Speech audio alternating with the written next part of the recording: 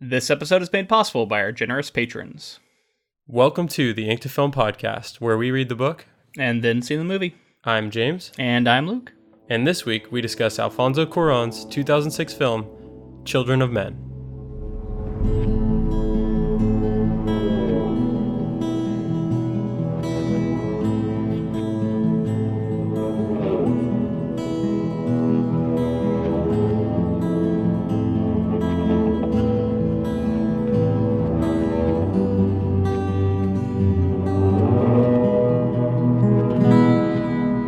Okay, what a film to be watching around July 4th, the Independence Day of America. To our American audience, our American listeners, we hope that you had a good 4th of July. Absolutely.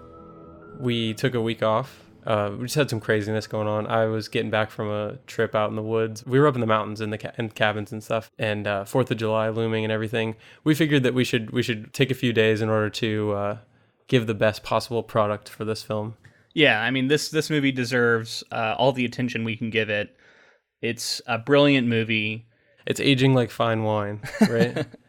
Yeah. It's like, and like I was saying, like what a film to be watching around in like Independence Day. It's just, right. I don't know. It hits home more now than it did when I first saw it, and it's, you know, it's kind of getting harder and harder to watch. Yeah, this movie was chilling, and this was right around the time that Alexandria Ocasio-Cortez had just visited the border with some other lawmakers, I believe, and a lot of the conditions were being reported of the border facilities, right? And I remember seeing and reading it on Twitter and seeing these camps and what the conditions are like, this deplorable, and then watching this movie, and it just was like, I don't know, it's one of those times where art imitates life, life imitates art, and, you know, in a disturbing way, because there are some scenes in here that are harrowing of these refugees trying to get into the United Kingdom to seek asylum. And there's just so many parallels with what's going on right now, all over the world, but also in particular in this country. And yeah, I just think it's a movie that I think people should revisit. If you haven't seen it in a long time, like me, I hadn't seen it in many years. I recommend going back and rewatching it. Not only that, the technical brilliance of this movie, combined with its message, combined with everything else, and where I'm at now in my life, I think this movie has rocketed towards the top of my favorite movies list. I wouldn't say it's number one, but it's, you know, in that murky area where it's really hard to pick. It's right up in there, probably in my top 10, maybe even top 5. Yeah, it's incredible. It's just stunning filmmaking, and like every great film that gets made, it's like a miracle that it came together in the way that it did, and that it exists in some way, like through sheer force of will from Alfonso Cuarón. And yeah, just to get back to like how harrowing it is to watch this, and just think about like, with it taking place in Britain, and like Brexit being something that's happened in recent memory, and talk of immigration and like people seeking refuge. It just, Alfonso Cuarón saw this stuff coming. Clearly, he was able to understand like, this is how people are, and, you know, maybe the majority of the media or whatever isn't talking about it, but like, this is what we're heading to. And, you know, he couldn't have actually known 100%, but it seems like he was onto something. Well, also, I think this was going on then too. I don't think this is anything new. I think immigration has been a problem for a long time in the developed world, where you have these superpowers who have countries that are safe and that are something that people would love to be at when their country is war-torn and they're in danger and there are people murdering each other and their fear for their families' lives. And of course, you know, you're going to get refugees trying to come in, and then that's always been a political thing, you know, like how to let them in, whether or not to let them in, what to do with them once they're in the country. And these are all discussions that I think have been ongoing for a while. And just the more that there's a separation between the safe, like, first world countries and the countries where there's just rampant violence and stuff to escape like that, you're just going to see more of that going forward. And I think that's what Cuarón was touching on. Like, if something goes bad globally, then that's just going to be exacerbated, right? Like it's going to be a lot more of, and it's like we talked about this in the book. It's the fear of we want to keep what's ours and we don't want to let anyone else have it, and that's always going to be at odds with humanitarian efforts of wanting to, help other people, and the way that that's achieved is through dehumanizing people and convincing people that refugees and them are not worthy of asylum and assistance, and that all comes through in the film, and I think is really important. And I think it was really smart of Cuarón to take the story that was kind of from the perspective, and Theo still is somewhat from the perspective of somebody who's like of the upper class or more upper middle class, but to take it and have Key be the savior, or like the one who's bringing the continue and like really bring it into that immigrant story. He's privileged. I think was right? like exactly, but it's like to bring him rather than Julian, who was also someone who is seemingly privileged in the book, to have Key, a refugee. I think that really brings it to that level of really like bringing the perspective of the story down to the everyday people that are being affected, and less about like the bureaucratic, like, you know what I mean? It was with Theo and what was his cousin's name?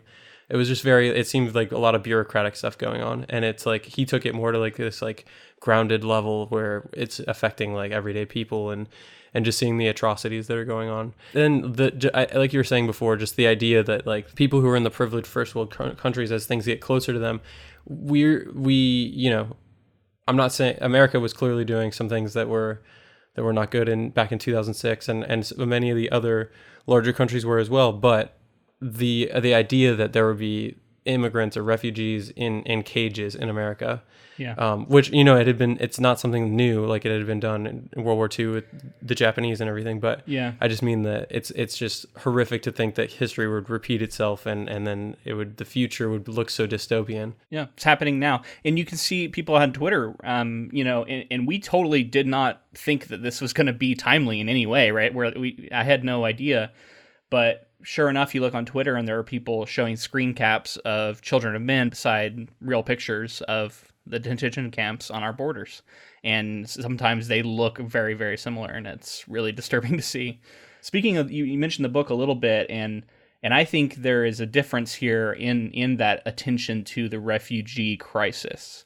While it was present in the book, and it was definitely one of several things, there was also this whole deal with an island that had been converted into like a penal colony. And then the Quietists, there was a lot of controversy about the Quietists being like an enforced suicide. And so there was several different fronts on the political spectrum that the Fishes were against. But in the film, it seems a lot more focused on the refugee crisis, which I think is smart because it can make it like a more clear message versus a book where maybe you have time to explore more things. Although, arguably maybe the book didn't explore any one of those things as cleverly and as interestingly as they do in this movie. I mean, we've talked now a decent amount about how, just from a story perspective, it's really interesting the way that Cuarón was able to craft this. But you mentioned just like technically, this is just like a filmmaker or like a student of film's dream of a film, right? It's just like, it's got everything that you want. It's got all the cool flourishes and the really subtle moments, and it's able to like it allows itself to breathe, but also some of the most tense filmmaking I've ever seen in this movie.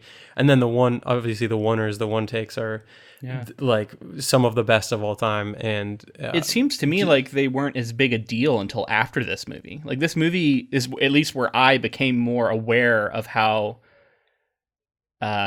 important oners can be in a film, and how impactful they can be, and how much everybody seemed, it was like up in arms about how great it was. And it was something I had never really paid attention to. Maybe that's just where I was at when I saw it, but it seems like now that's a thing people are kind of emulating even more. I mean, I'm not going to say he didn't have an impact on people who saw, young people who were coming up and became filmmakers who are now making films. But it was definitely like, I mean, Spielberg is super famous for oners, and has been for decades.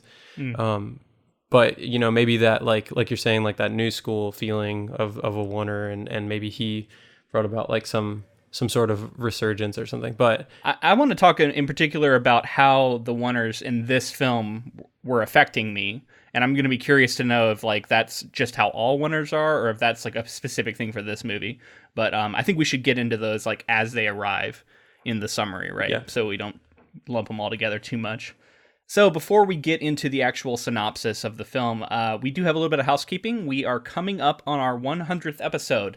This is episode 96, and if everything holds, it's going to be 1 month from now. We're going to be at episode 100, which is pretty bonkers. It's crazy that we've done that many of these things. I mean, yeah, it's incredible. 100. When I think back to how much time we've spent doing this, and I mean, it's been a joy the whole way. I can't. It's really a monumental amount of content and like interaction with people, and it's just been such a journey. Yeah, and there's been a lot of great experiences along the way. We're definitely going to talk more about it in that 100th episode. But the housekeeping is that we really want to engage with you guys as much as possible. So we're asking for our listeners to send us recordings. We want you to use your phone or however you want to do it, but on your phone is an easy way to do it. It's a voice memo. Usually it's an app on your phone. And just record about a 60-second clip of you telling us either your favorite adaptation, a book that you love that you wish would be adapted, or an upcoming adaptation that you're excited about, and explain why.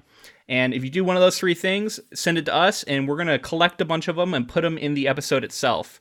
And that can be a fun way to interact with everybody and give us something to talk about.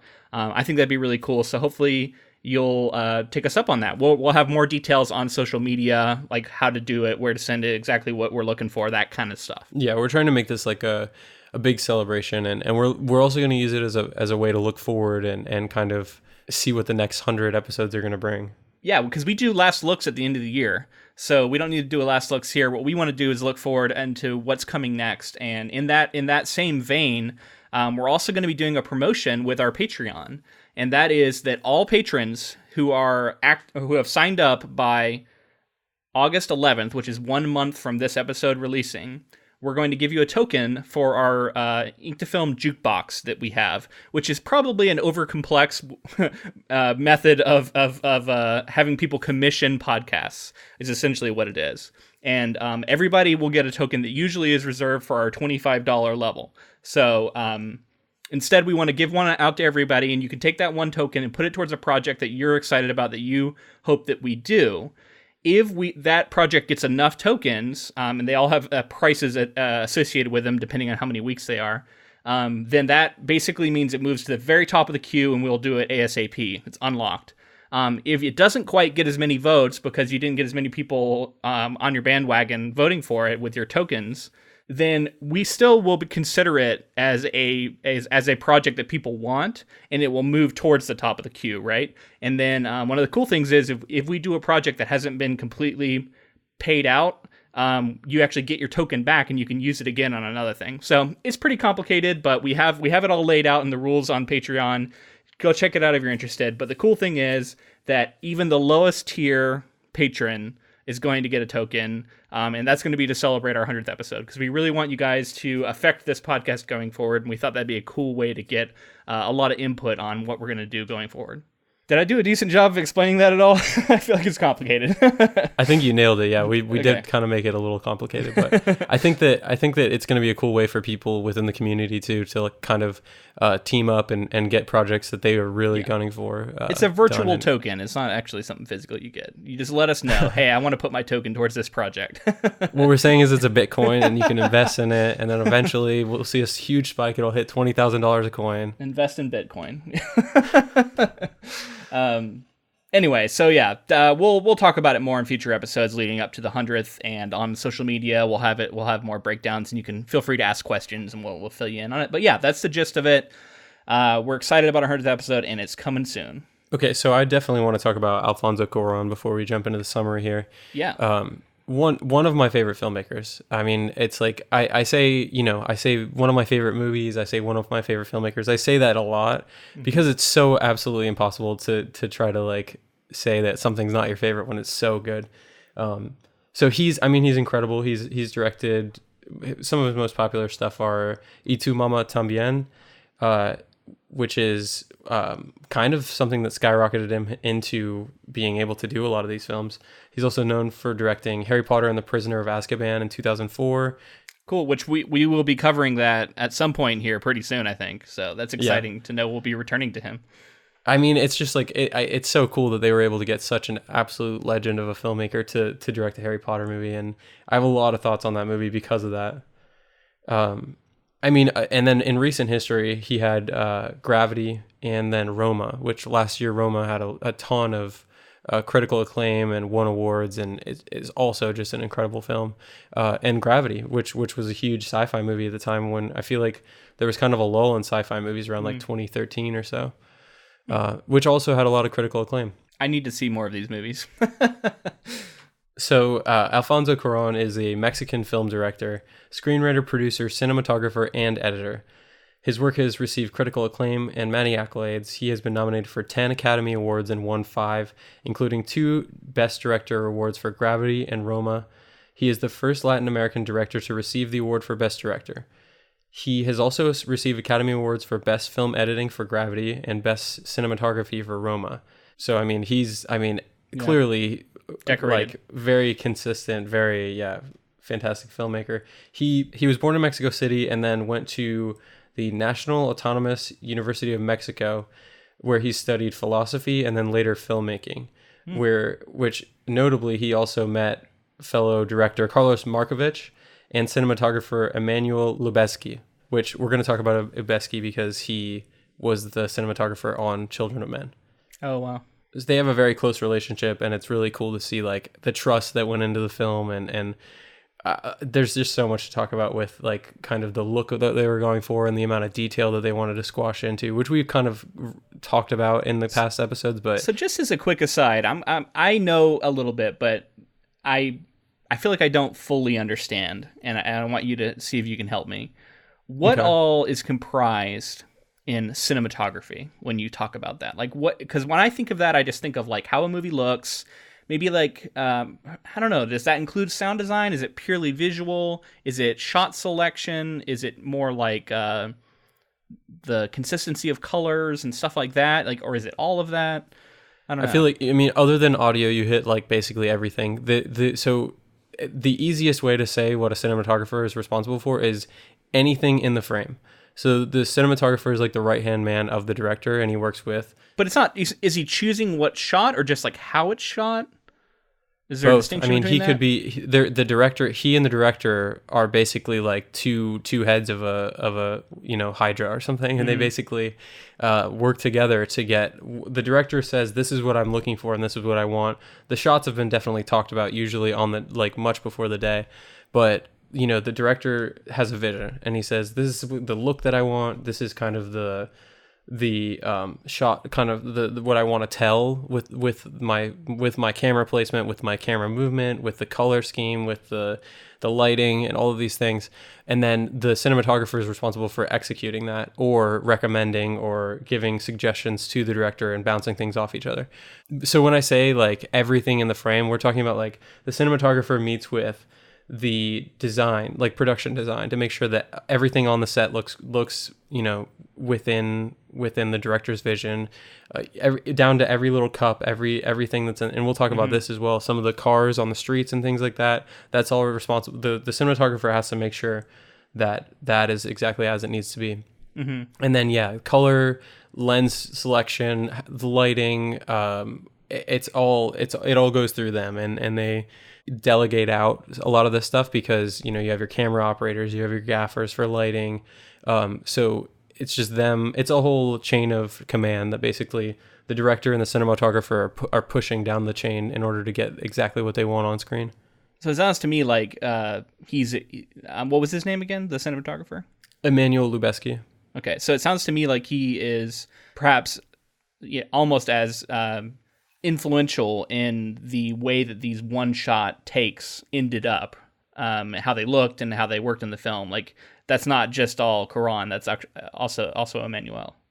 Right, and the thing about Cuarón is that he's a little different than your typical director because he's also a cinematographer, he's also an editor, so he has experience in these departments. And I'm sure that somebody like Cuarón would be the type of director who would pick up the camera and try to shoot some stuff, which typically you want your camera operators to do their job and shoot the thing they need to do. Maybe the DP or the cinematographer will pick up the camera to shoot some things, but it's definitely, in terms of like his influence, it's absolutely, he's vital to a lot of this. And a cinematographer may get in an argument with the director and say like, this is your vision, but it doesn't look right. We need to do this to make it look better and make it look like there's a very specific story about one of the oners that we can talk about that kind of comes back to this. Okay, cool.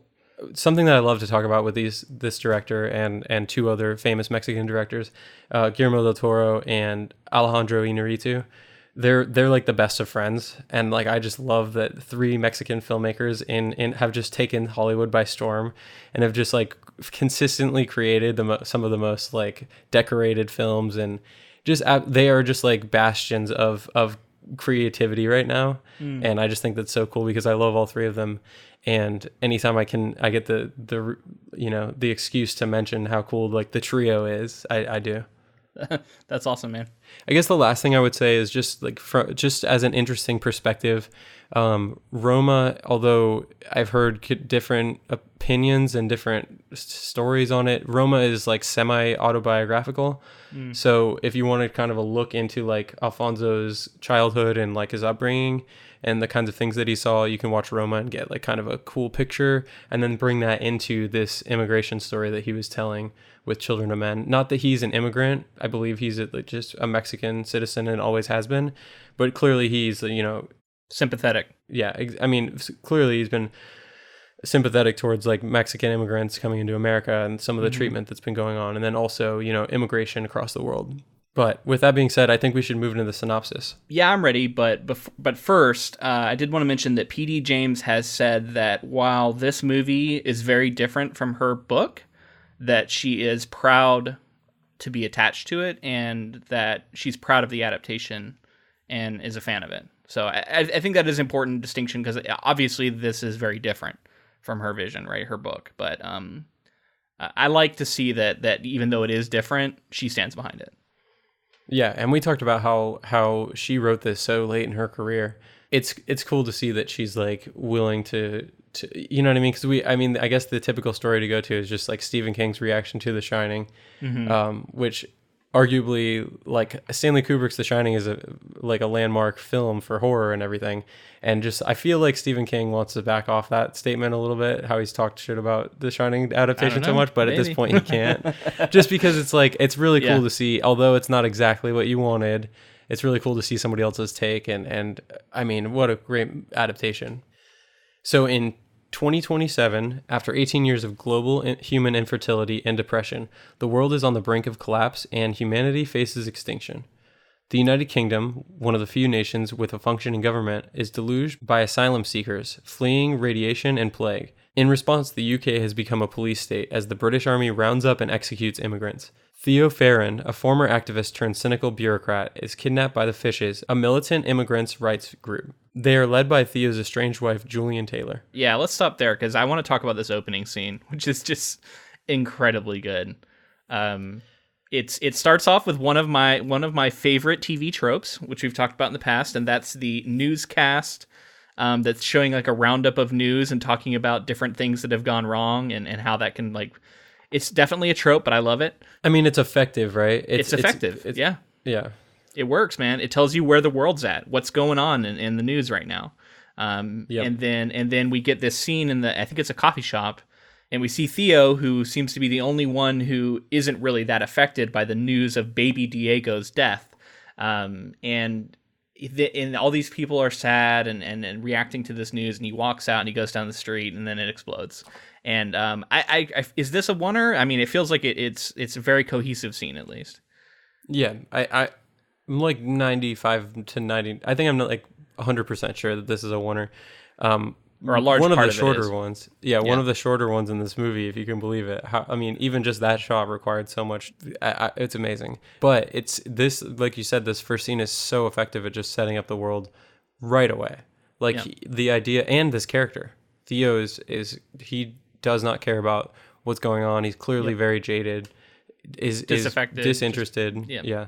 And we see the random violence too, right? Like the explosion just feels so senseless and just out of nowhere and brutal too. Because like we see in the camera has this moment where it runs back towards, like it leaves Theo and runs back towards the shop, and the woman comes out, I think holding her arm, and that was such an interesting choice to have that, where it's very clearly you can see the like movement of a on foot camera person like carrying the camera towards it, right? You're removing the audience from our main character, obviously, right? Like we're distancing ourselves. That's something throughout the movie. It does it several times. Oh, it does that a lot, yeah. But I feel like it's effective in two ways. It makes us feel. I mean, we feel close to Theo, but I don't feel nearly as close to Theo as I did in like the book, because it's so close to his perspective.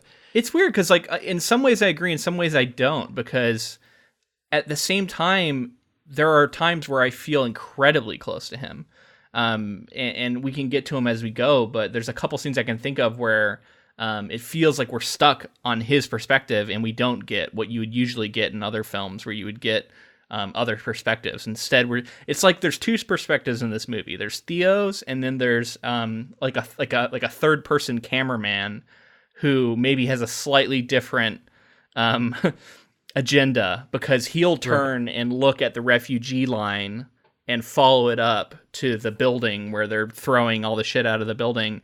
He'll do that even though Theo walks past, right? So it's almost like he has a slightly different agenda, but it's like, other than Theo, we don't really get like other characters' perspectives very much. Yeah, and it makes like his character consistent, right? Like if he stopped to look at this stuff, then clearly he would be more interested than he's supposed to be. But instead he looks away.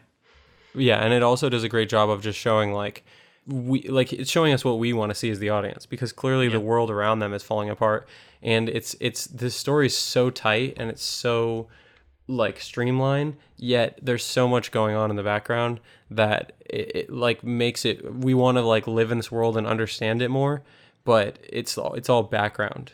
Yeah, and so before he gets picked up by the fishes, we also get him on the bus. Riding out, we see the background, like you're saying, playing out as he's going past. We see people throwing stuff at the I think it's a bus or a train, throwing stuff at it, and we see scrawled across this, like, I think it's a train car, it says "Last one to die, please turn out the light."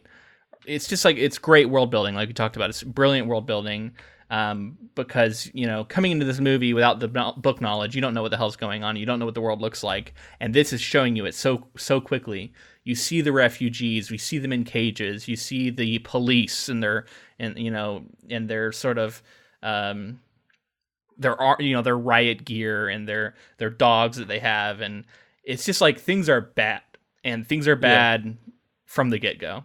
I talked about before how it's a miracle that this movie exists in the way that it does, and it's so interesting to me how this happens, because so many films that are just seen as complete masterpieces barely by the skin of their teeth got done. Whether it's like a shot that they needed to get that day and that was their only shot at getting it, or whether it was just everything's falling apart around them, but somehow they just like power through. This movie was hit by a lot of different production woes, many of them being like the studio didn't believe in it as much as like it's wild. Like in order to achieve Alfonso's goal and his vision, we're going to require a certain amount of money, but the studio gave them whatever budget, and they kept going over, so they had to, like, some people were lying about the money, how much money they were spending, and like it was really insane how this all went down. But another interesting production thing that happened, when they were going to shoot this scene where the bomb goes off in a London, coffee shop, there had been bombings, like multiple bombings from terrorists throughout London earlier that week or something like that. Oh, geez. And basically the government was like, we can't have you setting off, even for a movie, setting off like fake explosions right now. It would cause a panic. But there's something about like how they decided to give him one shot at it and say, like, we're going to honor this agreement for your movie. And, because, movies bring in a lot of money for a region as well. Right. So they gave him one shot at it, and they were able to pull it off. And just the idea that, like, so they only got one shot at that explosion? Yeah. And the amount of stress that must have been on him to pull this off and to get everything done in one go. I'm sure they had rehearsal time, but the actual explosion, they had to do it in one. That's crazy. And there was like so many things going on. Like Alfonso got there and like it didn't look how he wanted it to look, and he's like, well, I'm not shooting it, because basically what he didn't want was to shoot something and then the studio forced him to put it in the movie. And so he was so stuck to his artistic vision that he was willing to be like, well, then I'm just not going to shoot it. I would rather not shoot it than have something bad shot. And basically, I guess there's something, the cars lining the streets didn't look how they needed to look. And Cuarón asked, like, which one of these cars do we own? And they pointed out the ones that they owned. And then he just like took sticks and started like whacking the cars and breaking lights and all kinds of stuff. And like and then he went and marked. They were like, we can also just like touch it up and with CGI later. And he went down every single car down the street and put like a red X on it so that they would have to like CGI that out and make the car look better. Just like really, really intense like filmmaking process. And Cuarón said like this is one of the hardest films he's ever made, and just like everything that could have gone wrong was going wrong around them. And then you see this film and you're like, you would never know that, because it seems like it's just like a master filmmaker in a very calm environment making exact decisions as he wants to, but everything's just like chaos around him. Wow. Well, before Theo gets picked up, we are introduced to Jasper for the first time. We even see him go meet his friend Jasper, which is very different from the Jasper in the book, and I thought in interesting ways, because Jasper in the book is kind of reprehensible in a lot of ways, whereas Jasper in the movie from the jump feels like this like beacon of like goodness and okay, this is somebody I can like. He's immediately telling jokes. He's playing happy music in the car with him, right? And he's just like, he stands out so much in this world, right? And he seems like we're all friends with him immediately. We like him. We want to be friends with him. And it's Michael Caine. And it's Michael Caine, which is, it's great, you know, and what a great performance from him. Very different from what he usually does, but so very good. And I just love that he is a political cartoonist, like a former political cartoonist, and so we see that he has like activist beliefs, and he's not just like a silly guy. Like he is actually someone who's put it out there, right? And like we see from the clippings on his wall that he has gotten in trouble, been arrested for the things that him and his wife have done. Really, really cool stuff.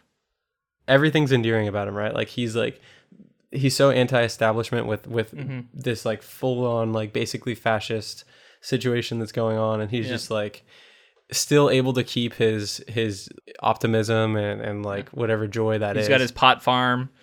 Yeah, so funny.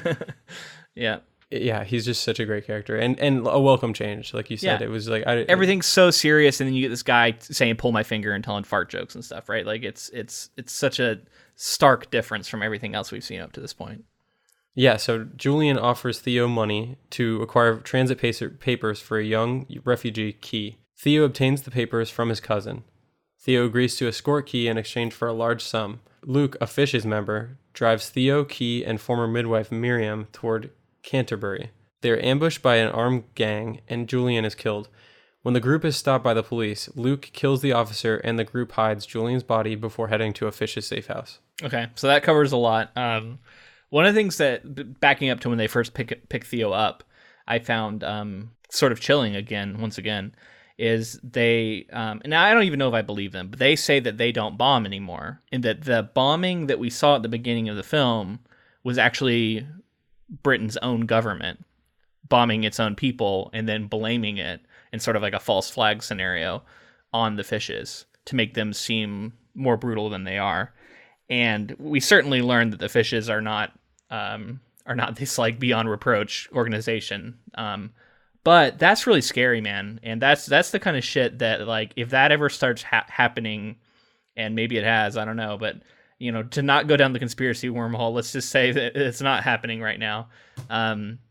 If that ever does start happening, that's some really scary shit, because that's when, well, like that's that you can't come back from that, right? Like the government can't come back from that. You cannot have any trust in your government anymore if they are, like blowing up their own people and then blaming it on resistance fighters and so forth. Like it would be full revolution. Like you would be fully overthrowing your government in every way and setting something new up. And I think it's interesting to put that idea in here, because I think that says, like, this isn't just, you know what I mean? Like, that shows the level of how far things have gone in this story, to where we can get behind the idea of an uprising even more. And this Fish's group, by the way, very different from what we got in the book. Like this is a big organization.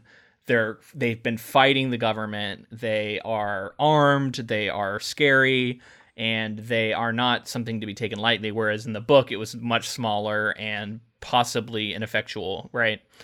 Well, it seemed like it was much more like upstart. It was like they didn't have anything set up, no resources, and this is like very organized, like ready to revolt. We also got Chiwetel Ejiofor, if I'm saying that correctly. I say Chiwetel Ejiofor. Ejiofor. And Charlie Hunnam is in this movie. Yeah. From like Sons of Anarchy and later Pacific Rim, right? Right. You can, but like you can't. He's almost unrecognizable. First off, he's younger, but he's also got these big dreadlocks. So and he's actually kind of a fairly important character throughout. And I thought it was fascinating how he almost never in the movie gets like a close up shot. Like he's almost always shot from away. I think the closest we get is this moment where Theo tells him his breath stinks, which I thought was really funny. And he's like, no, it doesn't.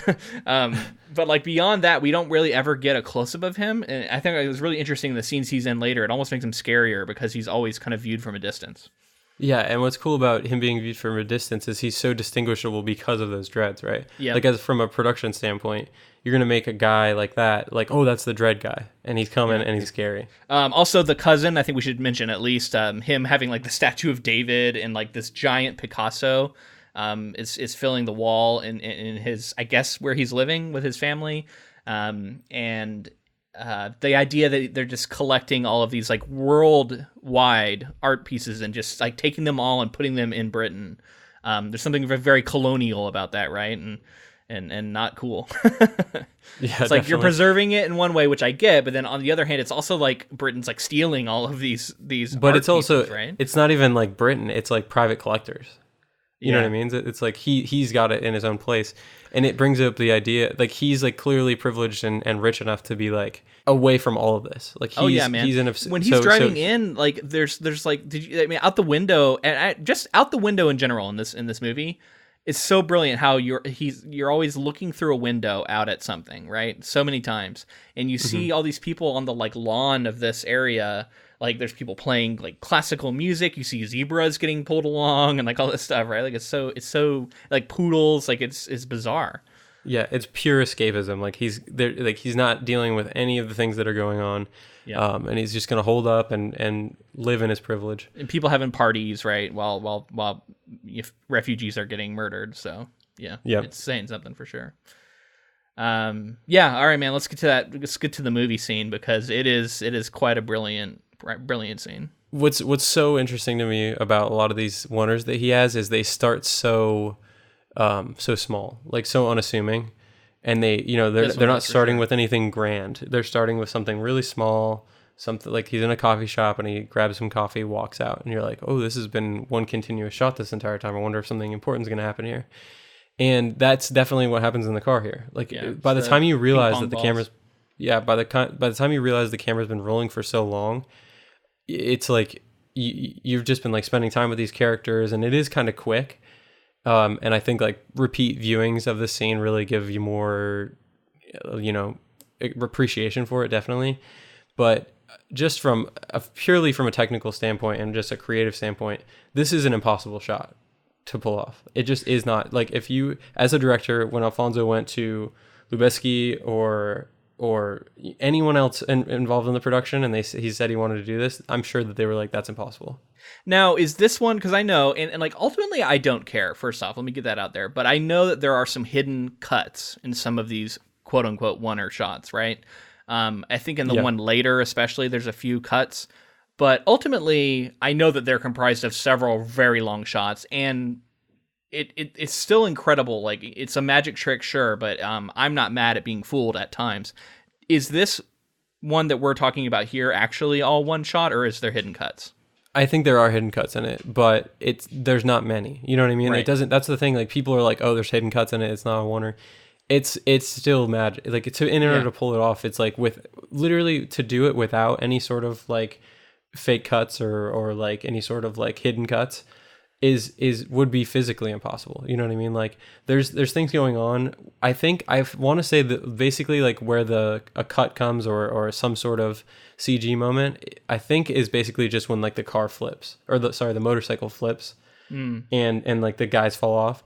I want to say that that's the only thing that was done in any sort of like doctored way, but there may be like a hidden cut in there, although I don't know how that would have been done. I honestly think most of it is a true oner, whereas the next one, there's some hidden cuts. Mm-hmm. Most of the time with hidden cuts, you can kind of, if you're looking for it, you can see like, oh, they like went across like a dark wall or something, and like there's a cut in there that you just can't see, but still magic. So the just to talk about the scene. Starts off, they're like flirting, shooting the ping pong ball back and forth into their mouths. Really just like a character moment built into this like incredible shot. You can see that Theo's starting to have feelings for Julian again, and there's something sparking there, and you can see where it could have turned into the book story where Julian is actually the pregnant one and something like that. But as they get closer, they see the flaming car come out and cut them off. And that from that moment on, just all hell breaks loose. And the way that they pulled this shot off was basically they had a rig through the roof, and it had like an arm on it. And anytime whatever wasn't on frame, the other actors and everybody had to be like laying. They engineered these seats in order to go completely flat so that the actors could be out of harm's way of this arm. But wherever the camera was going, behind it, basically everybody was like laying down, and then they would sit back up to be in frame for these shots. And then I believe Alfonso, Lubisky, and somebody else were all on top of the car on a rig, like controlling the camera and watching the monitors, making sure everything was fine. And then there were actually people laying down that were attached to the outside of the car on the ground, basically, that were like driving the car. It's crazy. So it's like, and I have some information here about kind of how it all went down. Lubezki recruited American cinematographer and inventor Gary Thielkes a mere 10 days before they had to shoot the scene. Wow. Thielkes hurriedly devised an astounding Rube Goldberg-esque contraption that the actors named Doggy Cam. Atop the car sat a massive wedge-shaped container within which Cuarón and 3 crew members crouched, one of them using a joystick to move a camera jammed down through an H-shaped hole ripped into the roof. Drivers lay on go-kart-like platforms attached to the cars fore and aft, one moving it forward and the other moving it backward. From the outside, the vehicle looked like Optimus Prime souped up by Mad Max. So I did want to say a lot of some of this information can be found in this really cool article that I found on Vulture, and I wanted to give credit to Abraham Reisman, because it was written, I think, in like 2016, but he had a meeting with Cuarón like 10 years after the film was released, and they were kind of reflecting on it. And I just thought it was amazing to read a lot of the stuff that was in here. Really cool article if you wanted to go check that out. It's called Future Shock. I think it's a New York Magazine, but it's also on vulture.com. Yeah, I mean, just the kind of ingenuity that it takes to create something to pull off an impossible shot. And that's just in the car, but there's so much happening outside the car that had to be choreographed and timed with precision, right? Absolutely. And all of it is like, as they say in the article, all of it is like ballet. It's like every single thing has to go perfectly, and there's tons of people like running at the car, smacking the car. The flaming car had to roll down and hit the logs or whatever it hit, and then it's unfathomable how they were able to pull it off. And then it keeps going, and then the cops all drive past, and then one turns around and chases after them, and the scene doesn't end until after Luke executes the cops. And then the cameraman stays out of the car, it feels like, which I don't know how they did that with the rig and everything, that maybe there was a hidden cut in there, but because the cameraman gets out of the car and looks at the cops. Yeah, it was probably like detachable from the actual rig. The camera probably popped off and they like carried it. But still, I just like, to pull that off, he would have had to have like gotten off the car or something and walked away with it. And it's weird too, because once again, it introduces this almost other character who is the cameraman that, for whatever reason, like, it sounds like a weird thing to have in a movie, but you kind of have that in this movie, and I love it. And when they like linger on these dead cops, they had killed cops in order to get away, and unnecessarily, seemingly. And so I also wanted to, so all of that is cool, and all of that seems like a movie making magic trick. And I can see some people going like, yeah, but like, what's the big deal? Like, why make it so complicated? What's the point of making it that complicated other than just like patting yourself on the back and saying, I can? And I want to defend it because I think that it has an amazing effect on this scene. Because when we were talking before about the closeness, it truly feels almost claustrophobic to me watching it. I feel trapped in this car with them while this is happening. And as everything's happening, the fact that you don't get a cut, you also don't get like the release that a cut gives you. Because when you cut from like one scene to the next or just a different angle, there's like a momentary like reminder that, oh yeah, I'm not actually in the car. I'm watching a film. And I get to have like an unnatural change of perspective.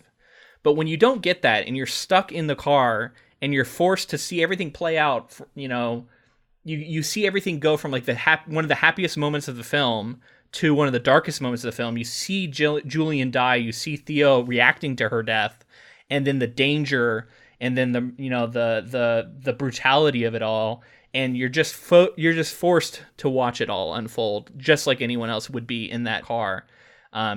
So I think that effect is worth all of it. And that's the reason you do a oneer like that in this moment. I mean, I 100% agree. I think that there's nothing more immersive than something like that. You can't get away. And like you were saying, like so many film philosophers and people since the beginning of film have been saying, I mean, like there's a great editing book called In the Blink of an Eye.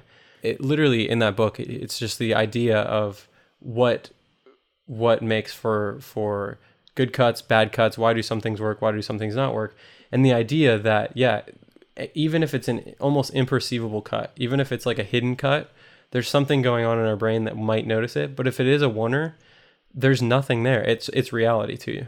Yeah. You know what I mean? It's how you're seeing your everyday life. And like, there's like, can you imagine this scene reshot with 25 cuts in it? You know what I mean? And like another movie, like you can totally see them shooting a scene like this, and it's so much less interesting. Like it's just impactful. Maybe is the word I'm looking for.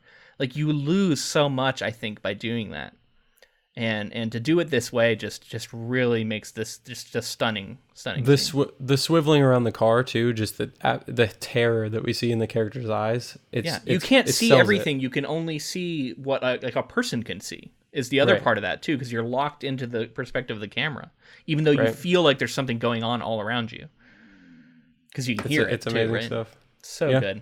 We got to move on because there's more scenes to talk about. But man, what an incredible scene.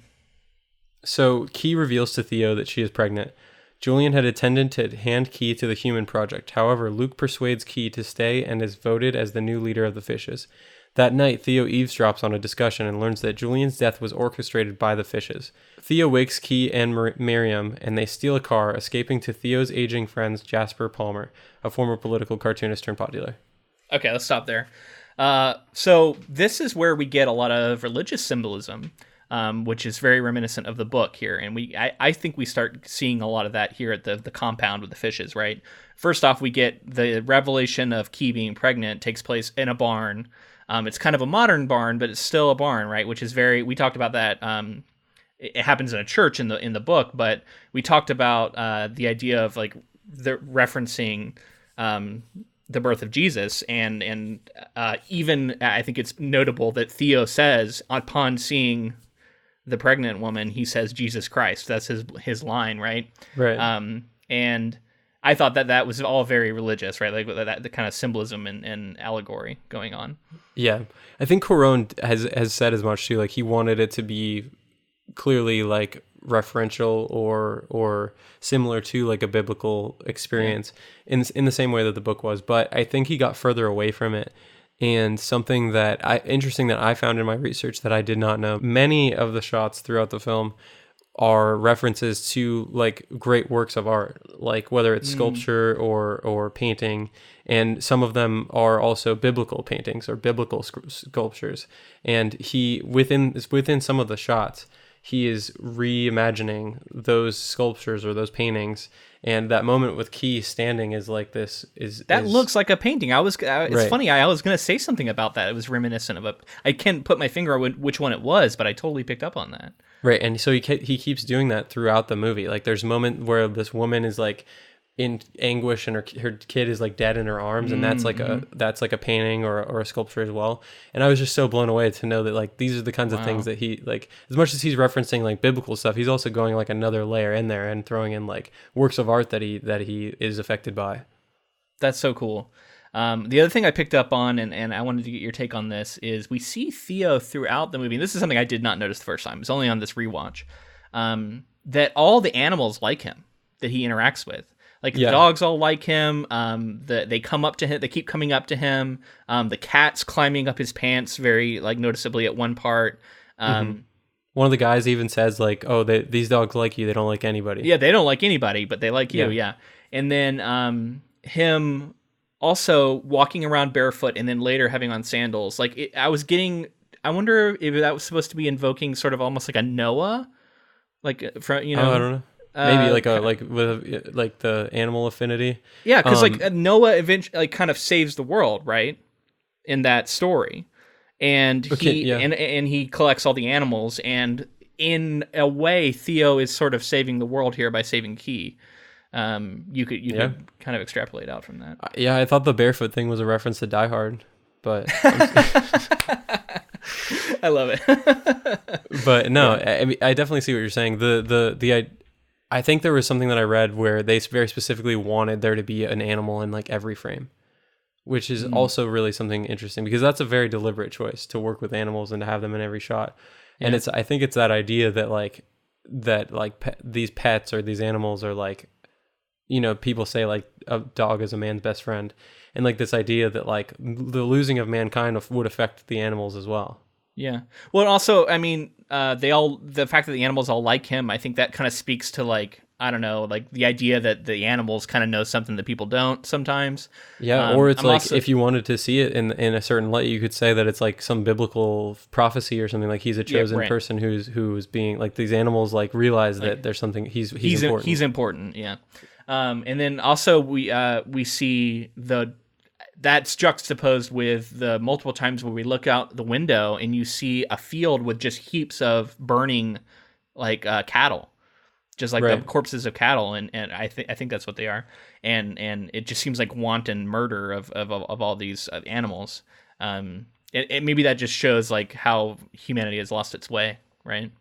Yeah. What a great scene too of them escaping. That was so cool. The rolling car escape, and it won't start, and it's so tense, and I love the brilliantly like sort of sabotaging the cars behind them before they get in their vehicle, and there's just so many like, and it's not a oneer. There are several cuts throughout this, but it just works so effectively, and it's really good, I think. There's another thing within filmmaking, I think, that's important to look at, whether. So a oneer is you know, the big sexy thing that happens when people are like, oh my God, that was absolutely incredible. It was, you know, it was there for a reason. It meant something. But there are filmmakers who choose to have wider lockdown shots that are longer scenes. And Cuarón is definitely one of these guys where like he lets the scene play out. He's not cutting all over into people's faces and that kind Several long scenes for sure. Yeah. And so whether or not it's a oneer, a lot of this stuff is shot. And part of it is just for a production standpoint, a like moving walking shot, as long as you're not putting tracking down, like a steady cam shot is easier to pull off than like locking down a shot. And basically what I'm trying to say is like a longer shot, and it seems like it's counterintuitive because you have to rehearse so much and there's so much going on, but you actually save yourself time because every setup within a day on set takes a really long time because they have to readjust the lighting. But if you set all your lighting and you set everything up for like a moving shot or like something that's going to take place over a long period of time, you save yourself a lot of time on the day and you put more minutes into the movie. Interesting. So like there's pros and cons. It is much more difficult to pull off something that's longer, obviously, because just shooting like a couple seconds and cutting to something else in the edit room is gonna make it a lot easier for you. Speaking of another scene on the compound, it's when he overhears when we see Charlie Hunnam's character, I think his name's like Patrick or something, shows up when he's not supposed to, right? And Theo discovers what's happened, and that they actually orchestrated Julian's murder so that Luke could take control of the organization. The way that's shown is really unique, right? It's like, it's clever, I guess. It's we see Theo outside and he's overhearing this conversation. He's looking through the window and kind of spying on them. It never cuts inside, and we don't ever see the direct conversation. It's all from Theo's perspective, and that's what I was saying earlier, how in some ways I feel very close to his perspective because we never jump inside. We're very locked to what Theo can actually see. Yeah, I like that. It's true, because it's and it wouldn't make sense to jump in another movie. You might do it. You might do it, yeah. just for the context for the audience member, so they understand what's going on. Because you set up like, oh, this character can overhear and see what's happening. Now we're going to cut in and do our normal thing, what we would do for a scene, and you just understand that they're experiencing a lot of that. But instead, you don't get that. You just get what Theo can literally see and hear from where he's at. It's really cool, I think. Yeah, I love that. So I think this happened a little bit earlier, but there's a couple of like little stories I really want to shoot through real quick. So in terms of the production woes, Cuarón and his writing partner came to this film early on, and I believe it was like 2000, and they were working on it. And Cuarón, I guess, originally said like he wasn't completely in love with the source material because, as I said before, he didn't want to really make it. He's not looking for like, he didn't want the perspective of like rich bureaucrats and stuff. He didn't think that was that interesting. Right. And so they had been working on it, and then I guess 9/11 happened, and that was like this huge culture shock or not even just culture shock, but just like international shock. Yeah. And it changed a lot of things, and it made people see other types of people in certain lights and in different ways, and he revisited it and realized he wanted to change a lot of it. So then he's revisiting it, and he's trying to pitch it to the studio, and they're saying it's not marketable. It doesn't make it's like too bleak. Like the main character dies at the end. We're not really looking for this. It's not something that we can make for the budget that you want to make it for. So Cuarón has to leave the project, and he goes and makes Harry Potter and the Prisoner of Azkaban. Mm-hmm. So he goes and makes Harry Potter and the Prisoner of Azkaban. He makes it. Everybody loves it. And it's like a huge franchise film, and he's now got a ton of weight behind his name. He comes back to the studio and is like, I still want to make Children of Men. I was just in London shooting a Harry Potter movie. I've immersed myself in like the London culture. Like I understand. He's like, day to day, I see what's going on there. I really understand. Like he really felt like he was able to immerse himself and like get to know London even more, which is where the film would be shot. They greenlit it, and he was in the process of making it. By the end of it, the person who greenlit it and was like very bullish about the film, very excited about it, left the studio. And so there were other studio heads and producers and things like that back at the studio who, once it was done, were like, we don't know what to do with this. We don't know how to market this. We don't really understand what to do with it. And that's something else that came across with, and because the film didn't do well in theaters. And they didn't know how to market it. A lot of the posters, if you see the posters or the trailers, it makes it seem like it's much more biblical because they felt like that was the way to sell it. So I went and watched the trailer today just to kind of remind myself, and it is an awful trailer in my opinion. It completely misses what this movie's about. It doesn't convey anything about it that I think is true to the film that you're going to see. It tries to cast it like it's some different movie. And whenever I see that in a trailer, I always think that's a terrible, like that's like I always think back to the trailer for Drive with Ryan Gosling, how it made it look like it was a Fast and the Furious movie when it's totally not. Right. And this trailer was just a completely misrepresentation of what this film was. And I added it so on YouTube, I have some created playlists on our YouTube channel. And on there, there's a playlist called Adaptation Trailers, and I added it to that because I think it's interesting to go back and to see some of these trailers. And it's fascinating to see just how awful that trailer is. And it totally reflects what you're talking about. Like, clearly they did not know how to market this movie. And it's funny because I think like a movie like this today, they would go at it head on, and they would say that this is what this movie is, and they would show it, and I think it would be interesting to people, in my opinion. It's because filmmakers like Cuarón have made these films that have like, they carry weight because of the people who are involved. You know what I mean? Yeah. Like people are more willing to look at who's making something nowadays, I think, and pave the way for people to now. I mean, he kind of paved the way for himself. He literally went and made a black and white film about growing up in Mexico. and couldn't get it put anywhere other than Netflix. So then he put it on Netflix, and I think he was able to get it in theaters as well. But it's just this idea that like he was able to get funding for something that's a passion project for himself, and like clearly he got enough funding, and look, it went on to win Oscars, and it's so critically acclaimed, and what a like interesting look at, or like slice of life into somebody from a different walk of life than me. Yeah. It's just really interesting to me. And I love to hear that we can thank Prisoner of Azkaban for this movie, that this movie probably wouldn't have happened for it. That's really cool. I don't know. It's interesting to hear that you have this sort of like children's genre movie that, like, although people really love that movie, it's not regarded as like one of the greatest films of all time. Right. But then you get this movie because of it, like in a way. I think that's really cool. Yeah. And I just love this idea that he was like, he came back to it. He was that passionate about it, and like it shows. I mean, it stands above so many other films, and this is the type of film that like really makes you love film, in my opinion. Yeah. Like this is the kind of movie that I watch and I'm like, this is why I love movies. If this movie came out, if I could go to the theater and every single week see a movie of this caliber in theaters, like that, I mean, that's the dream, right? Like you're just constantly seeing. Maybe too much. Right. But yeah, man, I mean, I said it at the start of this, but like this movie used to be in my top tier. It was like, oh, it's a top tier movie. It's very good.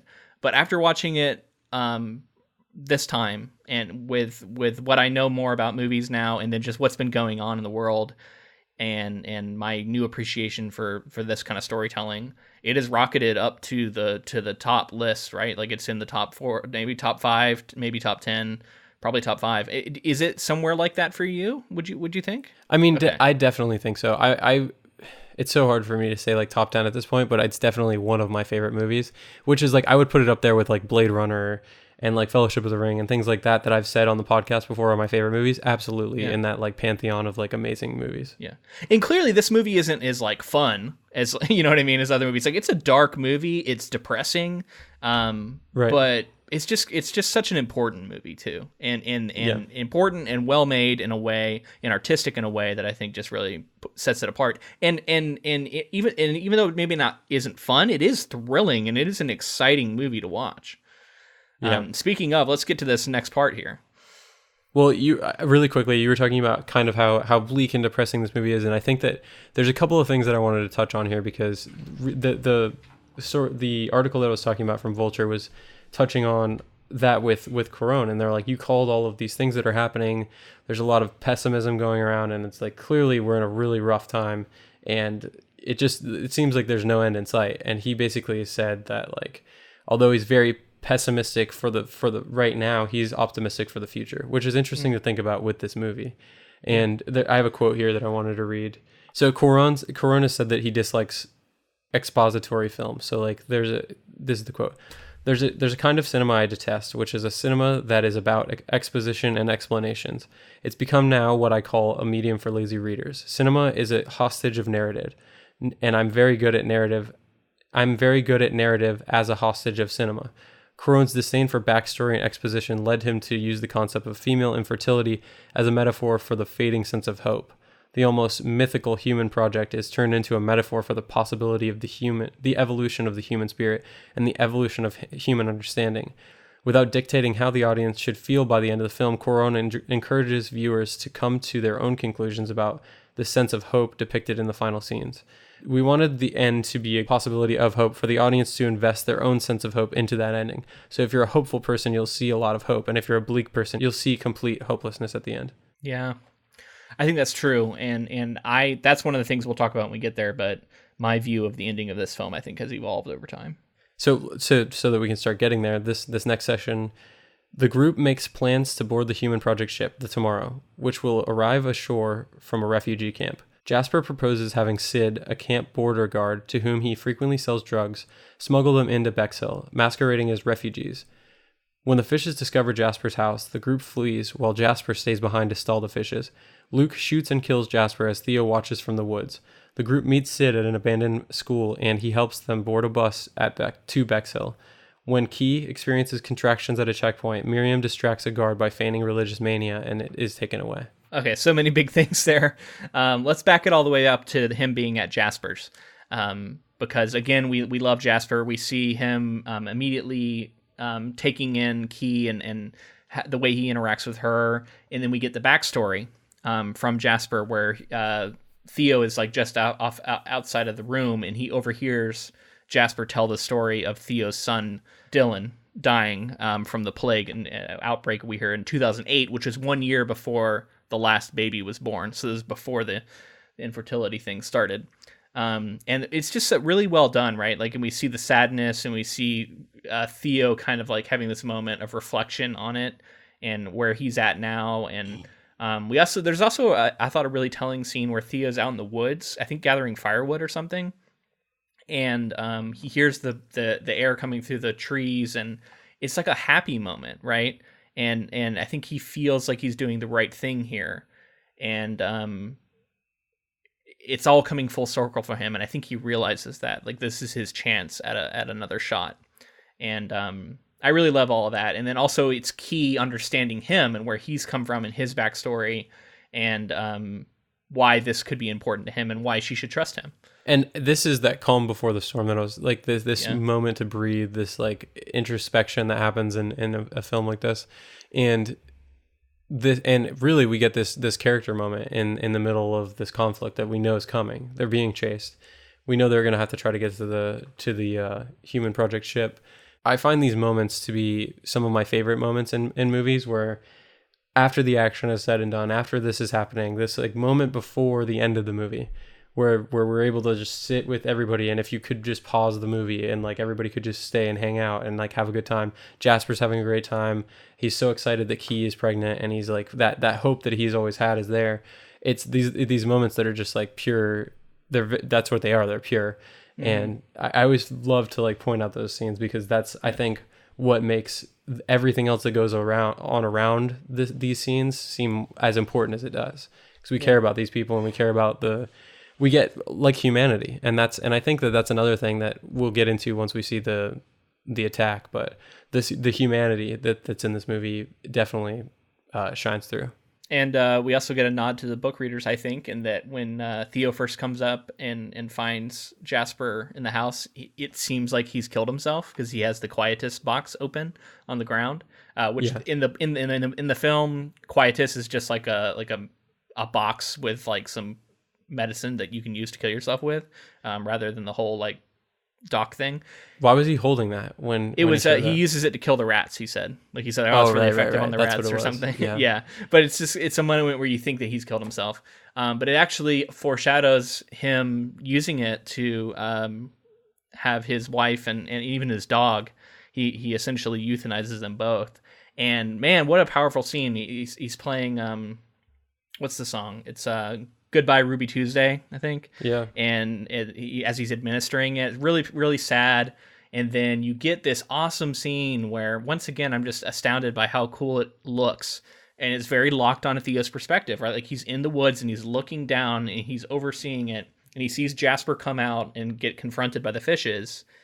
And it never zooms in. Like, we never go down to that happening. It's all from Theo's perspective. And we see him do the whole like pull my finger thing, gets this like hand shot, and then gets executed, and then you hear the echoing of the gunfire in the woods. It's just really dramatic, interesting way to shoot this scene. And man, what a hero Jasper is. Like, he goes out like a champ. He does, and he never loses that spark of joy and that humanity. Yeah. You know, like he's to the very end, like fucking with these guys, and like even with the Sid stuff where he's like telling him he's a fascist pig, like it's so fun. That's hilarious, and that's like to have that kind of optimism in the face of this adversity. It's commendable. It's definitely brutal too. It's the ringing through the forest actually made me think of something else earlier in the movie when that bomb goes off in the coffee shop. The ringing from the bomb, like we continue to hear it for a really, really, really long time. And I wanted to see I forgot to ask you this earlier, but like, does that mean something to you? Is that lingering? Well, sure. Like, there's clearly a reason why the Cuarón did that. It links up to what Julian says. She has a line about the ringing in your ears I think she says like the swan song of the cells dying, and that's the last time you'll ever hear that frequency. Which, speaking of, I heard there's a little bit of ringing in my ears after July 4th, and I was like, God damn it, I just killed a bunch of my cells in my ear. I was too close to these fireworks. Yeah, I think that is true. I'm not sure if it's like 100% accurate, but I've heard that too. Yeah, And yeah, I think they're making a thematic statement there because you think about humanity dying out and the swan song. the swan song. Yeah, it's Yeah. it all comes together, and yeah, you hear this ringing throughout different times in the movie. Yeah, so next up we get the school, which there's a scene I put on our Instagram, which I thought was really cool, where Theo and Miriam are talking inside one of these like wrecked classrooms, and I love the abandoned school as like a emblem for what's happened to the society. Well, just and the fact that like it's useless at this point, right? There's no Yeah. kids. It's Yeah. just like haunting. Absolutely. And then you see they're talking and the glass forms almost like a teardrop. There's a hole in the glass. And through the teardrop you can see Key on like a swing. Mm-hmm. And as they're talking about her, she's just like silhouetted in this like bright teardrop. And to me that was just like such a beautiful shot. And commend, whoever did that, it was a brilliant idea, whether that was the cinematographer or the director, I don't know. It reminds me of you remember that YouTube video series Every Frame in Painting, or channel, I think it was. Yep. Just that phrase, like this frame could be a painting. Oh yeah, dude, I love that too. There's a lot of people who talk about like painting with light and like you say, every frame of painting, and that's exactly the kind of filmmaker that Cuarón is. Is like he's thinking of every single frame as a painting, and he's responsible for everything in the frame. And that's why it's so impressive, just that to see like the minute details all the way to the big scale battles and everything in the oners, so consistent and so telling of what's going on in this film. So I want to return a moment to Jasper before we leave him behind fully. I think he is a aspirational figure in this sort of world. Someone who can still find joy in life, even with his situation where his wife is, we don't know why, but she seems sort of catatonic, and he has to be her caretaker. Yet he is happy, he is enjoying himself. Yet he is also fighting for what's right and for people, and he's defiant. And even though he ends up dying, I think he is an aspirational figure for all of us. Yeah, in these kind of times, I think he's the kind of person I would want to be. And it's like it's kind of the opposite of what we were talking about with his cousin, who's like up in his ivory tower. He's got all this money and influence and power, but he's not doing anything about it. And yet this guy who's lost everything is still willing to fight and still willing to put his neck on the line for what's right. And yeah, like you say, that kind of thing really does ring true for something nowadays. It's like if you just standing by and letting things happen is never gonna be the way. And like very clearly, I think that's the message that I take from this. It's just like be as proactive as you can to do the right thing and make sure things be the watchdog. You know what I mean? Make sure that everything's done right and people are taken care for, and look out for the sick and the weary and that kind of thing. Speaking of, I wanted to include a link to a charity that is giving money towards helping immigrant families in our country. I think it's RAICES, if I'm saying that right, RAICES. I'll put a link in there. Another thing you can do that I did after watching this movie, I just went ahead and signed up for because I saw it online. You can, if you have a Lyft app and you use Lyft pretty frequently, like I do around the city. There's a donate button on the left. You go down, there's like a heart, and you click donate, and you can choose organizations, and the RAICES is one of the top ones. Choose that, and then it'll round up your fare just to the nearest dollar, and then whatever the rounding is, it'll just give it to them. I like that. That's awesome. Yeah, it's really cool because you can just happen every time you use it. So yeah, I recommend people do that, and join us in doing that because I think it's really cool. But speaking of this mentor character, this is a character you see sometimes in stories, and we talked about, I think in Game of Thrones, Ned is almost this character in a way to his family, and in killing this character, it's always such a dramatic thing because you're lost now. You lose sort of the conscience and sort of the wisdom, and it forces your characters to have to take on that mantle now. And so when Jasper dies, we're left with Theo he has to kind of play that role now because Jasper's gone. And so I think it's a cool way to force your characters. And it's sad, but you're also forcing them through trauma and through the terribleness of your dramatic story into a position where they have to rise above, and that's what we see next with him. The end of what your synopsis got to is them arriving at the refugee camp, which is one of the most harrowing, impactful scenes in this movie, which in a series of these kind of things. But man, them on the bus, and you don't even know what you're getting into, right? They're heading into the refugee camp, and then all of a sudden, they see, like, I think one of the buses is pulled aside, and there's people getting beaten by the cops, and then they pass under into like a tunnel. And then just what you see beside the bus as they're coming in is just incredibly dark. And you see cages, you see some sort of tortures going on, people in black hoods, you see police, beating people, killing people.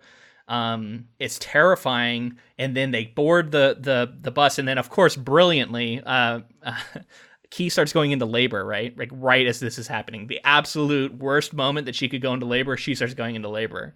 And a lot of this is one take. I don't know if it's a oneer, but I think there's a couple of cuts. But man, is it so good. And there's so many extras out there that are doing things in the background. I don't even know if you'd call them extras, but people out there that are performing in different ways. And then how scary it is when the policeman takes Miriam outside, and we see her get hooded, and she's just gone, right? She's just absorbed into the refugees. Well, I think really we're left to, they like kneel her next to the exit. She gets executed.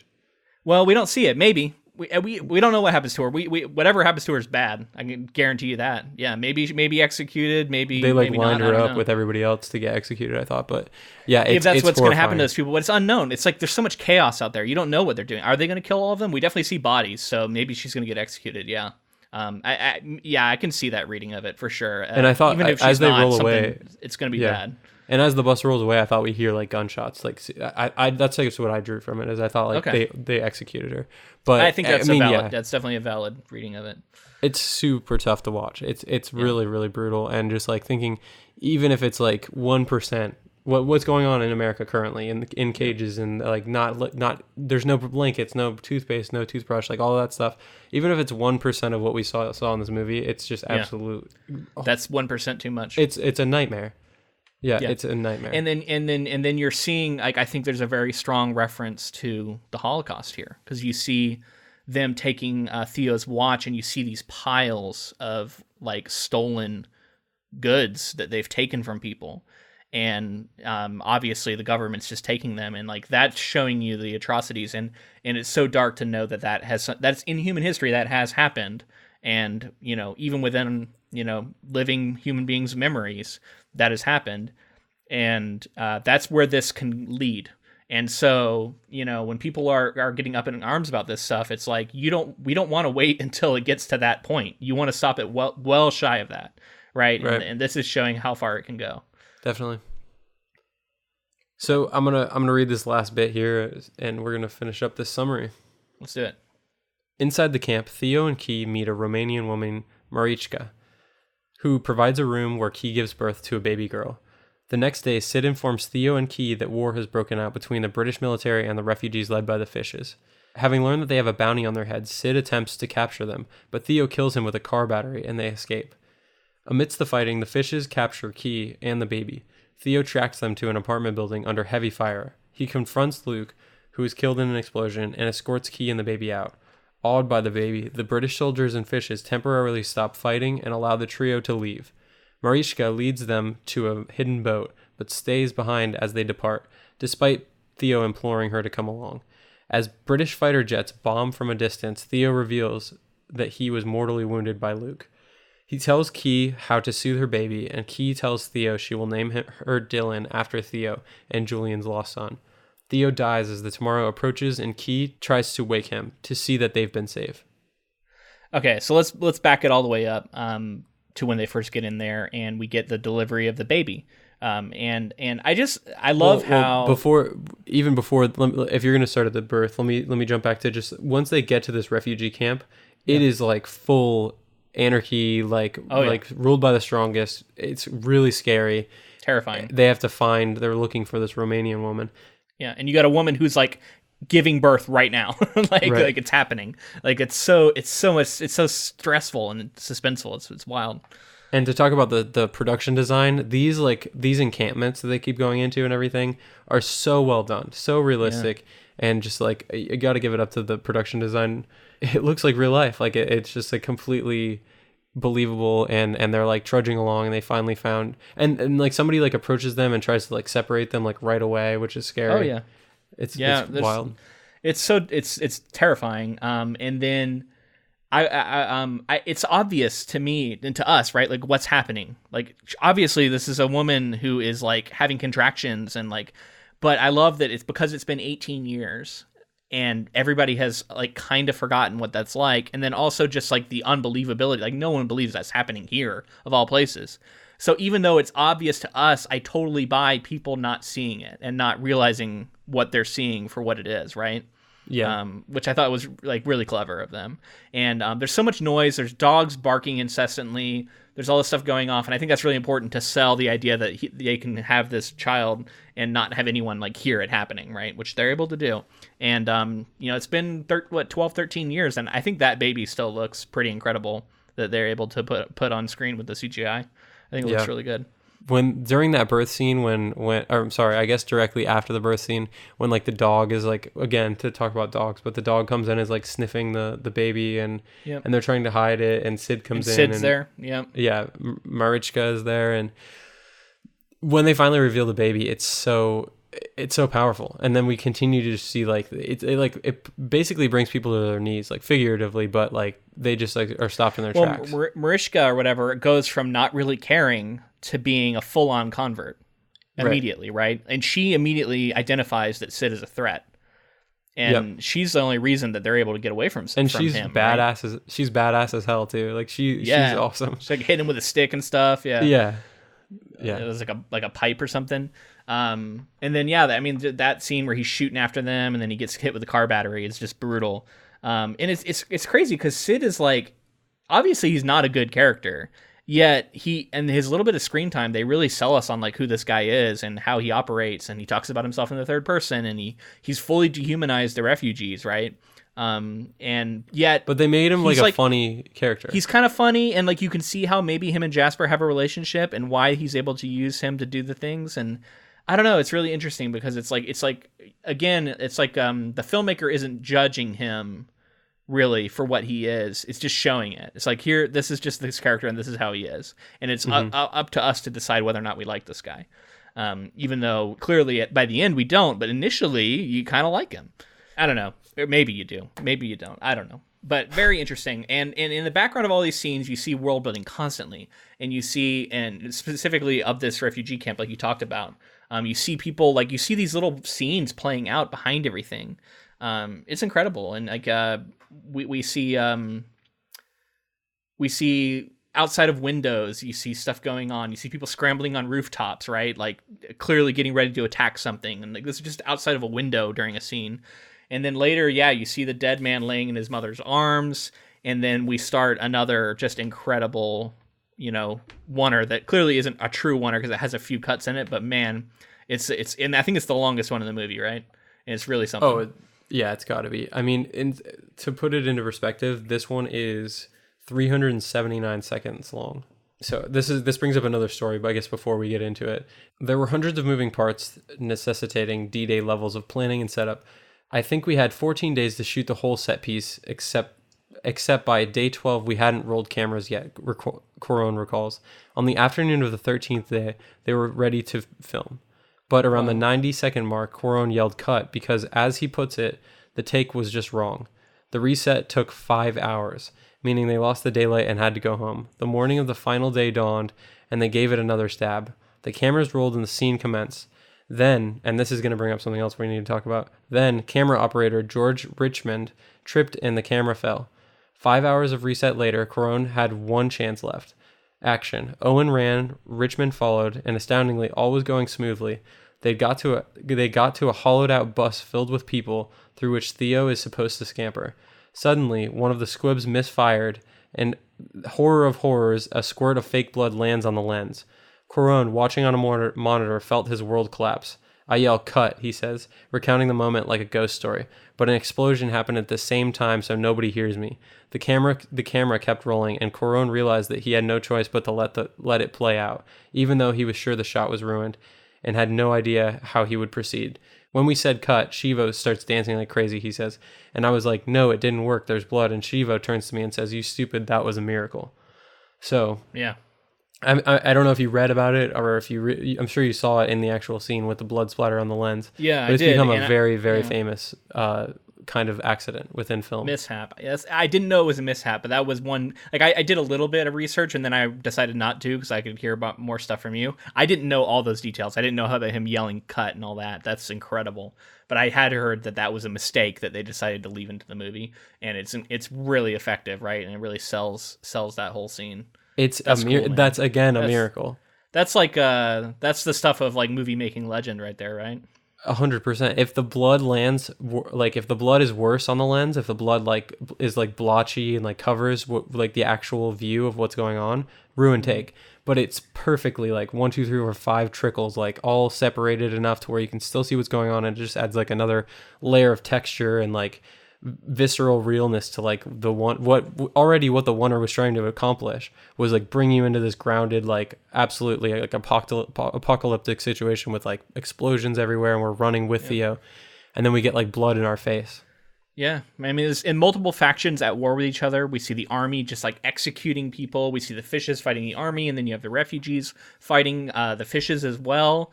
And it's like 3 factions doing battle all at the same time. There's so many moving pieces. And then amongst all of that, you have Theo and about to be executed by this Patrick guy with his dreads, and his scene gets interrupted after he shoots that one guy. Like it's such a cool. There's so many crazy things going on, and then it moves into, I think it's like a hospital, like a blown out hospital, and going up the stairs, and then and bullets just like flying through the wall as like the army is shooting this building, right? And then they get up to the top floor and they see Luke, and they have the conversation, and then he goes to leave and he shoots Theo, which we later find out is the fatal shot. But then the baby starts crying, and you get the iconic sort of miracle scene where all the people just stop fighting and just are just in awe of the baby, and then they walk out the front door, and even the army is affected, right? Like even they don't. It unites all of humanity in this moment, right? Like it should. Yeah, on a surface level, it like without even digging any deeper than the fact that like everyone stopped fighting. It's just like this blatant metaphor for like what the world can be. You know what I mean? Yeah. If we are just united and realize like what we have is so fragile and what we have is important, then like people live the same lives you know what I mean? Like I don't know where it comes from, but there's this thing where people say like 90% of your day is spent the same as everybody else. You know what I mean? Like you wake up, you eat breakfast. I haven't heard that, but if you have kids, you like wake your kids up, take them to school, make sure they go to school, you go to your job. Everybody's doing the same stuff, and yet like people have like different ideologies for separate, cultures or whatever it is, and then it leads to like this like inherent violence that like humans have or something. It's like this need to fight and like I don't know, make groups and you know what I mean, this like tribal mentality that we have. Yeah, that's a good point. I think it's also really telling that the moment that they get like a little bit outside of it, somebody just opens fire again, and then everything just goes right back to how it was. Yeah, it's like it can't last because human nature just like takes over. Yep. And that's kind of the pessimist side of it, right? Like the more bleak view of this. Yeah. And then we get the final scene here of them getting on the boat with Mariska's help. They leave Mariska behind, and they set out on the boat and for the Human Project. And this haul is completing Theo's arc. And Theo's arc is going from a man who doesn't care and is disaffected and isn't invested in the world anymore to someone who cares deeply and has a mission and has a cause that he believes in. And it's also, in my opinion, one of someone who learns to have faith in humanity again, I guess. And right. He dies after Key tells him that she's going to name the baby Dylan, or that she has named the baby Dylan, and he dies then, not when the boat arrives. And I think that's important because I think he dies not knowing whether or not it's successful, but he believes it is because he says they're going to come. Like he repeats several times, he's like, they're going to come. Right. Because at this moment he believes that. And then I think when it comes full circle and he feels like he's gotten his second chance, right? Mm-hmm. With this new child. And I think I just think that's really powerful and really brilliant. And something about the ending that I don't think I fully appreciated the first time, how this character has come full circle now. He's completed his arc, and he doesn't need to see the boat because he believes that it will be there. Yeah, and I think he got some of Jasper's hope. He got some of that optimism. Yeah. He's back and he's reinvested in the world. And something that I wanted to point out that I was really engaged with this time was for all the atrocities going on, the only reason they make it through is because of the kindness of humanity. Strangers, people along the way with bad intentions who don't know what's going on, somebody like Sid, but it is humanity that gets them through it. And so it's like the good and the bad. And Marichka is a great example of like someone who just like immediately knows the importance and immediately is selfless enough to do whatever she can. This movie shows the capacity of humanity for both great and horrific things at the same time, right? And that's incredible. Whenever you can do that, I think it's really powerful. And like I said, I think this movie is important. And if you haven't watched it lately, I recommend it. Watch this movie again because I think it's a great film, and I think it's important. If I haven't said that enough. Yeah. I mean, definitely. I am in love with this movie, and I will watch it again soon. It's just, like I said, it's one of those movies that it makes you love movies, and you'll go, I'm going to go down a rabbit hole and just like start watching a bunch of stuff that I haven't seen before, and start to try to appreciate, even from a technical perspective or a story perspective, like just what Cuarón was able to accomplish, and like, not even including the story related stuff, I guess, just like go see his influences, go down that rabbit hole and like see what makes this film so close and so effective at like drawing such like extreme emotion. Yeah, all right, man. I think we should stop it there. We're getting definitely long here. I do want to go ahead and announce our next project, which is going to be a bought and paid for, token paid for project. Speaking of the jukebox option we have from our patrons. This is going to be Dr. Strangelove. And our actual next episode is going to be about a book called Red Alert, which is based off of, which I did not know for a long time that movie was based off a book. Mm-hmm.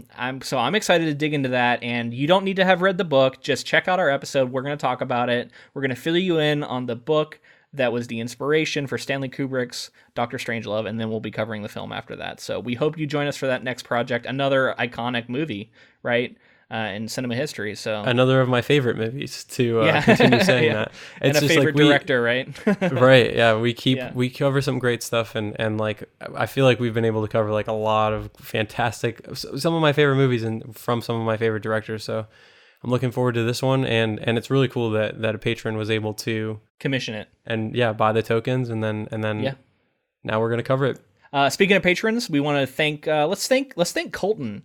He's one of our friends over at the Watch Review Repeat podcast. I know he likes this movie. He loves this movie, and they just hit their 100th episode recently. So congratulations to them. And I think if everything works out, we might be joining them for a podcast here soon. So definitely pay attention to their podcast, Watch Review Repeat. But thank you to him for supporting our show. He's a patron of our show, and we really appreciate it. Connect with us on social media. We're on Facebook, Twitter, and Instagram. All of those adding to film, and definitely join our Council of Inklings because we post polls over there for potential projects, and we kind of post whatever adaptation stuff we see coming out in the news. So check that out. It's always fun to follow adaptations as they're coming about and as they're getting announced, and we definitely post lots of cool news on there. And this project itself was voted for by people on the Council of Inklings, so good place to be. Also, if you'd like to help this podcast out in another way that doesn't cost you any money at all, a rating and a review. If you enjoyed this episode, please leave us one. Let us know. We'd love to hear from you in that form, and it helps the podcast. We'd like to thank Jennifer Delazana for providing our transcripts, and thank you to Ross Bugden for the use of our intro and outro music. All right, man, I think that's everything. I'm excited about 100 episodes and everything between now and then. Definitely check out our social media where we're going to outline what we're looking for with listener engagement and the recordings that we're going to ask for. But yeah, man, I guess that's it for now. I love covering this with you. I think it's been a lot of fun. We thank you for joining us in this project, and until next time. Thanks for listening.